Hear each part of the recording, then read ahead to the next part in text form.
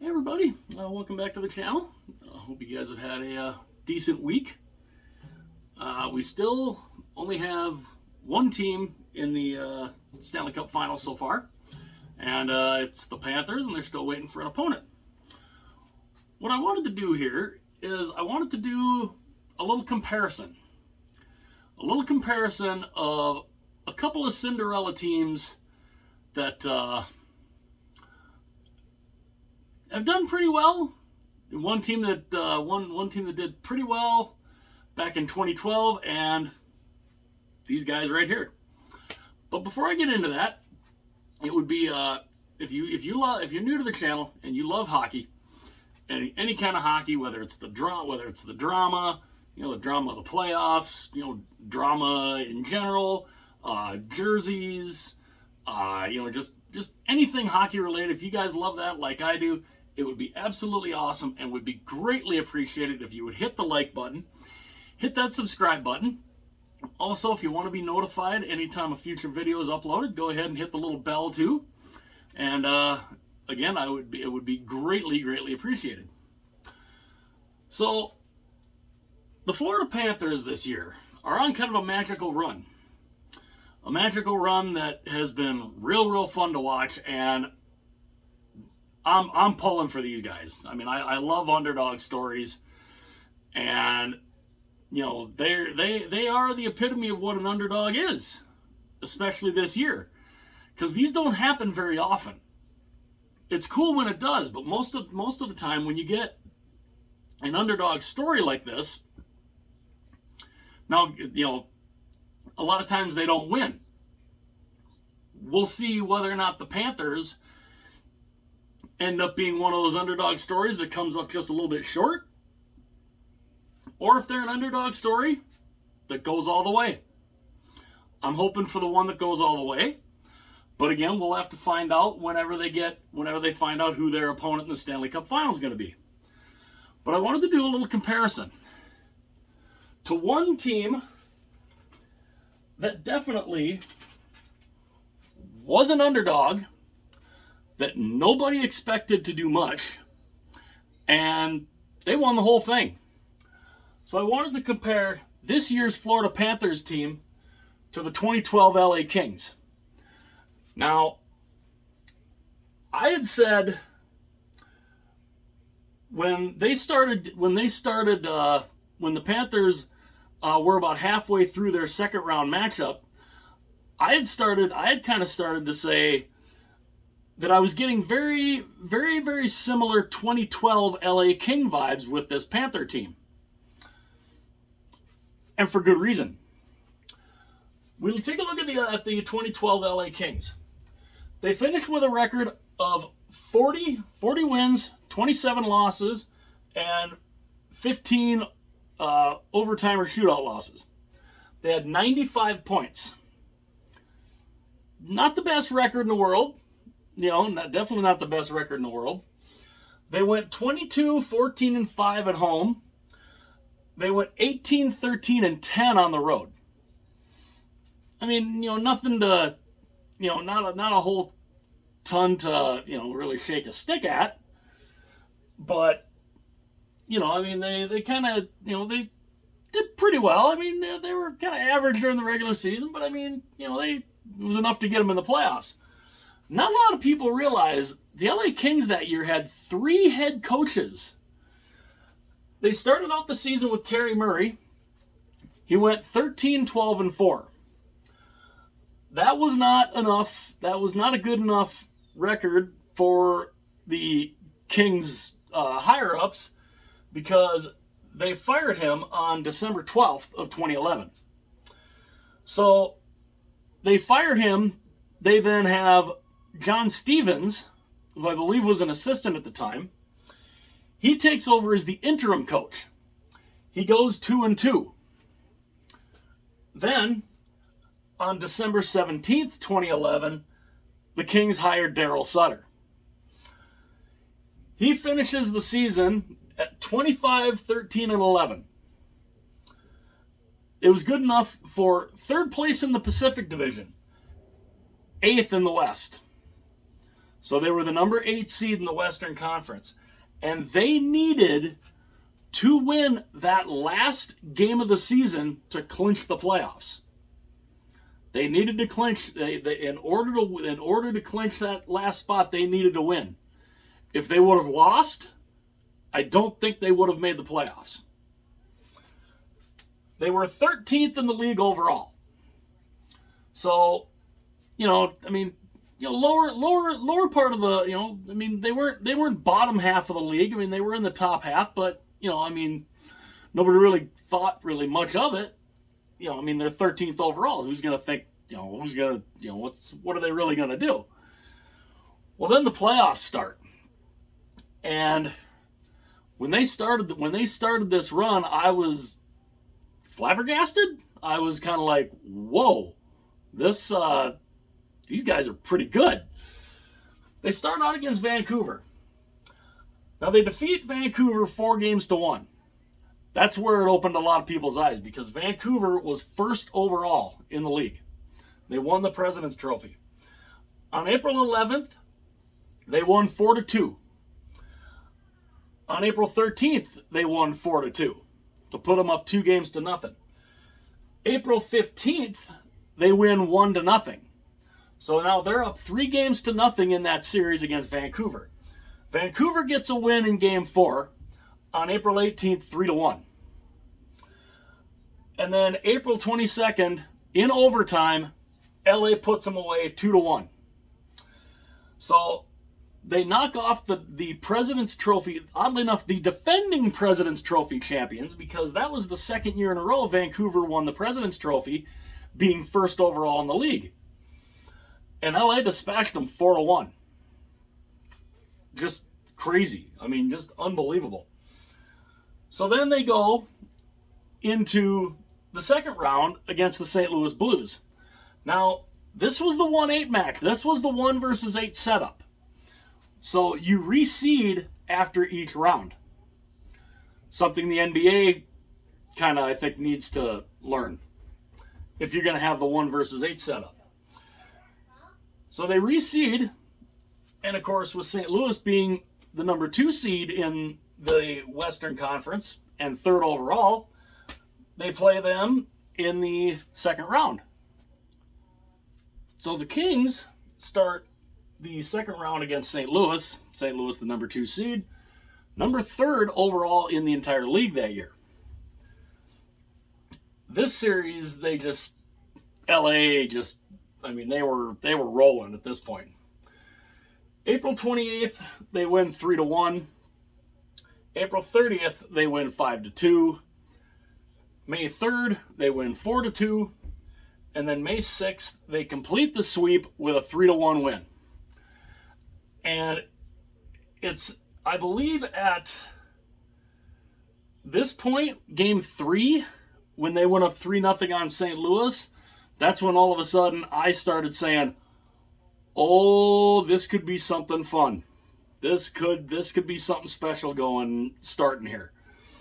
And that's when I really started getting behind them. Because I thought, hey, a number 8 seed, underdog stories, gotta love, we love those when those happen. And that's when I was really starting to pull for them to keep this run going. So after sweeping St. Louis, they go into the Western Conference Final against the Phoenix Coyotes. This is back when they were still the Phoenix Coyotes. Now the Phoenix Coyotes were 11th overall. So they were only two spots up overall in the standings above LA. Well, they win this series 4-1. May 13th, they win 4-2. May 15th, they win 4-0. So they're just rolling here. May 17th, they win 2-1. Now, when they win that third game, they have gone up 3-0 in every series. Every series at that point, they were up 3-0. May 20th, the Coyotes, they snag a win to, at least, so they don't get swept, 2-0. Then, on May 22nd, in overtime, the Kings win the Clarence Campbell Trophy 4-3, and they advance to the Stanley Cup Final. A run that nobody really saw coming. I didn't really see it coming, but I'm fully behind them at this point, and it's incredible. So they get to the Stanley Cup Final, where they play a New Jersey team who kind of was on a little bit of a run of their own. New Jersey was the sixth seed in the Eastern Conference. They were 9th overall. I did not do that. So what they end up doing here is, again, they jump up 3-0 in this series. They went up 3-0 in all 4 of the playoff series. May 30th, they win 2-1 in overtime. June 2nd, they win 2-1 in overtime. June 4th, they win 4-0. So it's looking like, they're just on an incredible run. They literally at this point have gone 15-2. Yeah. At this point, up until they got up to game 4, they were 15-2. That would have been one of the. I think that could have been, if they would have won that 4th game, that could have been, I think, the best overall record in the playoffs ever. I think it would have been number 1. I don't know, and I'll have to I'll maybe have to go back and kind of take a look at all-time playoff standings. But if they would have gone 16-2, maybe one of the 80s Oilers teams had a run like that, but they didn't go 16-2. June 6th, game 4, they lose 3-1. So it's 3-1. They're kind of like, well, all right, so even if they would have gone 16-3, that wouldn't have been bad.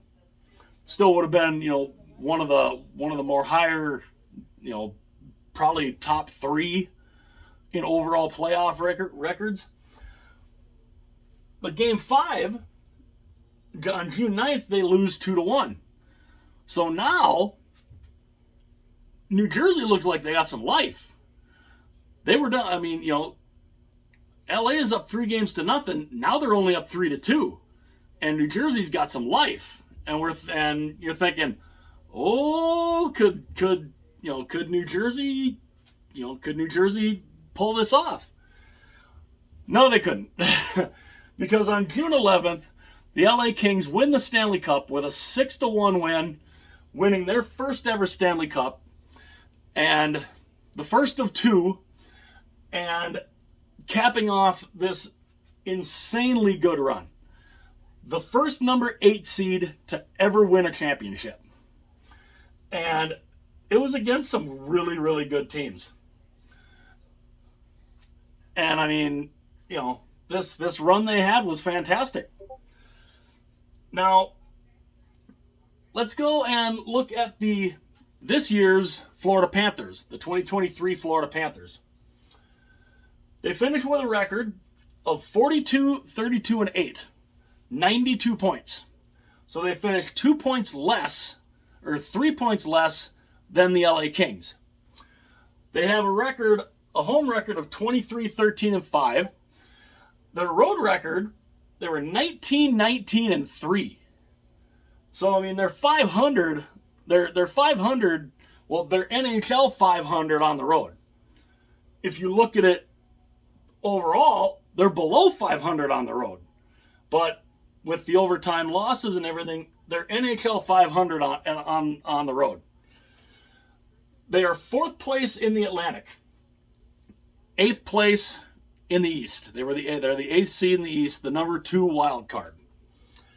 17th place overall, where a lot of people look at that and they're like, wait, how is it that Calgary finished higher than them, but Florida got in the playoffs? Because Calgary's in a different conference.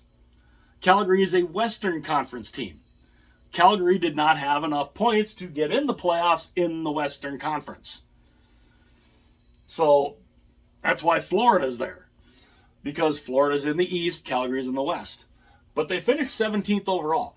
They made the playoffs by 1 point. The only reason they made the playoffs by that 1 point is because the Pittsburgh Penguins literally just, I don't know what happened with them, but all they had to do was beat the Chicago Blackhawks, and they would have been in that number 2 wildcard spot, and they couldn't do it. They lost to Chicago, then they turned around and they lost to Columbus, I believe I think it was overtime. I think it was either overtime or a shootout. So they got 1 point, but they needed 2. If they'd have gotten 2 points in one of those games, the Chicago one especially, that would have put them in the playoffs. And Florida, we wouldn't be talking about the Florida Panthers right now. They would all be out golfing right now. Now, the 2023 Panthers, they definitely underachieved because the 2022 Panthers won the President's Trophy. And they got swept in the second round by their in-state rival Tampa. And Tampa, of course, who they had went on to what was their 3rd straight Stanley Cup final. So they're 4th in the Atlantic, 8th in the East, 17th overall, make the playoffs by that 1 point. So they start the playoffs against the Boston Bruins. The record-setting, the by record and points, the greatest regular season team in the history of the National Hockey League. 65 wins, 135 points. And you're thinking, Florida's not going to, there's no way. There's no way Florida's going to have a chance at this. Because Boston had literally lost, I think, only 7 games all year on home ice. So the series starts April 17th. The Panthers lose 3-1 in game 1. So Boston's up 1-0. Good response by the Panthers on April 19th. They win 6-3. They tie the series. Then, this is when everybody thought that it was all said and done. April 21st, they lose 4-2. Then on April 23rd, they lose 6-2. So they are behind 3-1 to the best team, the best regular season team of all time. And I myself, I was the same way. I'm thinking, well, they're done. This is it. They're done. Not so fast. Because April 26th, they win in overtime 4-3. So that gives them a little life. They're like, okay, it's 3-2. They're still not really projected to win the series. I mean, they're still like way hard. I mean, what? Maybe like 5% to win the series probably at this point.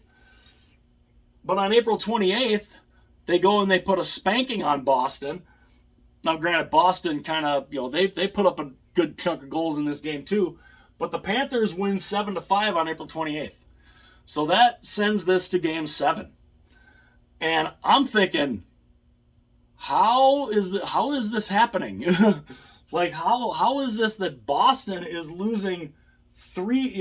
How is this Boston's already, could they really lose 3? They lost 7 games at home all year. Could they really lose 3 home games in the playoffs? Yes, they would. April 30th, in overtime, the Panthers score and advance 4-3, knocking out the President's Trophy winning best regular season team of all time. And a lot of people are like, what just happened? I was one. I watched. I was out working at the time. I'm out waiting for some of my teams to finish their pool matchup. And I'm watching the game. And when they scored that goal in overtime, I literally was like, holy bleep. You know, I couldn't believe it. I was just like, are you serious? They did it. They did it. And they advanced to the second round. Nobody expected it. I didn't. So they advanced to the second round. And they play the number 2 seed in the Atlantic Division, which is the Toronto Maple Leafs. Now, Toronto, they had finally gotten out of the first round for the first time in 19 years, beating the Tampa Bay Lightning. And after that, now they didn't know who was coming out of this series yet between Florida and Boston. And they're all chanting, "We want Florida." I mean, the chants are out there, the video, it's all on video. They were wanting the Florida Panthers. Because why would you not? Why would you not want to play why would you not want to play the number 8 seed basically instead of a record-setting Boston team, and a Boston team that Toronto has always struggled against? So they're chanting that we want Florida. Toronto had a great season too. They were 4th overall. So Toronto is wanting Florida. They learned right away, yeah, no, that was probably not a good idea to be saying we want Florida. Because on May 2nd, Game 1, Florida wins 4-2. May 4th, Florida wins again, 3-2. And right now, Toronto fans are like, wait, what is going on here? How is this happening? It's literally like Toronto forgot that, okay, hey, we got out of the first round. Awesome. You got 3 more rounds to win if you want to win the Stanley Cup. You need 16 wins, not just 4. So they're down 2-0. And you're thinking, Toronto's gotta be, it's gotta come around sometime. Not really. May 7th, Game 3, Florida wins in overtime 3-2. They are up 3-0 on the Toronto Maple Leafs, and the Toronto media, fans, they're all, Steve Dangle, they're all just like, how is this happening? They couldn't believe it. They're like, what is going on here? And I'm sitting there like, what is going on here? Because I would have thought for sure, I'm like, Toronto's definitely going to be favored here. Well, no, not really. So May 10th, Toronto gets a win. They win 2-1. Okay, it gives them a little bit of life. Because, in order for Toronto to win, they have to become only the 5th team ever to come back from a 3-0 deficit to win. Well, that doesn't happen because May 12th, in Game 5, in overtime, the Panthers win 3-2. They win the series 4-1 over the Toronto Maple Leafs. And now I'm thinking, wow, what is happening here? I'm like, this is nuts. It's cool, but it's like, how is this happening? So they advance to the Eastern Conference Final, where they play the winner of the Metropolitan Division, the number 1 seed in the Metropolitan Division, and the second overall in the entire league, the Carolina Hurricanes. And that series was set in the first 2 games, especially the first one. They sweep Carolina. May 18th, they win 3-2 in 4 overtimes. They were only about 12 seconds left from going to a 5th overtime when Matthew Tkachuk said, "Nah, I'm going to put this away."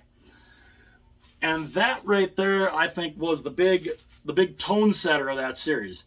I mean, and you're at home, and you lose a game like that. How do you not get down and be like, oh, But Carolina, they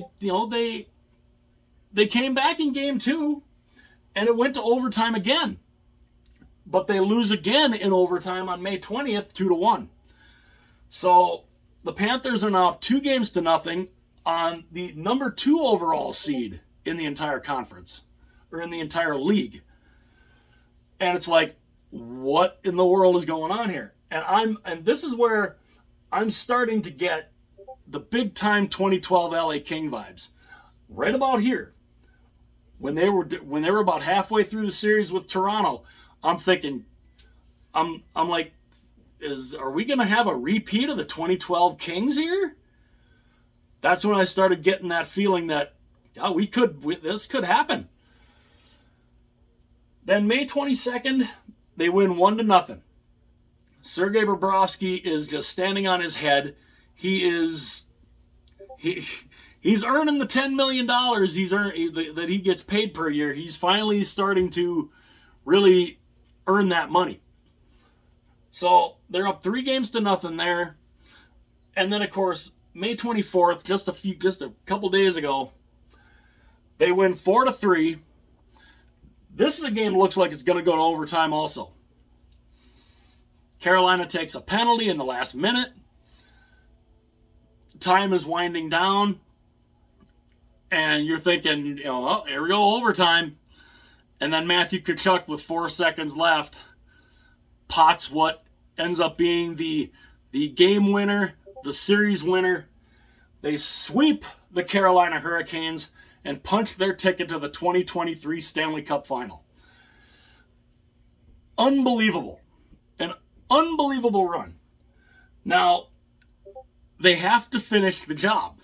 They have to complete the story. As, a la Cody Rhodes, they have to complete this story. To complete the story, they need to win the Stanley Cup. I'm hoping they do it. This also marks the 4th year in a row that a team from Florida is playing for the Stanley Cup. The 4th straight year. The last 3 have been Tampa. Now it's the Panthers' turn. And I think it would be awesome to see the Panthers have their name engraved on the Stanley Cup. And it's just, I was a senior in high school when they had that magical run coming out of the East to go to the Stanley Cup Final in 1996, where then they got swept by the Colorado Avalanche. This team is way better than that team. And this team, whoever they end up playing for the Stanley Cup, they're gonna have a Panther team that is they're primed, they're ready, and they wanna do this. They want to get this done. They all want their name on the Stanley Cup, and whoever comes out of the West is going to be the lowest overall team that they will have played. Because if I look here back at the standings here, because Boston was 1st overall, Toronto was 4th overall, Carolina was 2nd overall. The Vegas Golden Knights were the 5th overall team. Dallas was 8th overall. So they're going to end up playing a team that was lower overall than the 3 opponents that they beat. But Dallas and Vegas are really, really good teams. And the Panthers, they're going to have their work cut out for them for sure. So is whoever's going to end up playing the Panthers, because they're on a roll right now, and I hope they can keep it going. It would be absolutely incredible. And if they win the Stanley Cup, I might do this again, because then I might think if they win the Stanley Cup, this team, I think, might have had the bigger Cinderella run than the 2012 Kings. That was an insane run. This one here by the Panthers has been just unbelievable. Fun to watch, just incredible. But what do you guys think? I'd love to know what you guys think. Which team do you think has had the best run? Do you think the 2012 LA Kings had the best run? Or do you think this run by the Florida Panthers is is better than LA's. To me, there's no real wrong answer because they're both incredible runs. But I'd love to know what you guys think. And I hope Florida can finish the story. I really do. I mean, it would be one incredible story. Does Florida finish the story, or do they end up falling like a lot of other underdog teams who got that far and then couldn't finish the story? Love to know what you guys think. Again, if you haven't done so already, it would be awesome and greatly appreciated if you hit the like button, hit that subscribe button, hit the little bell too to turn on notifications to be notified anytime a future video is uploaded. And yeah, again, let me know what you guys think. Which team do you think was better? And does Florida finish the story, or do they come up a little short? Let me know what you guys think. Hit like and subscribe if you have not done that yet already. Hit the little bell too if you want to be notified. I will see you guys later.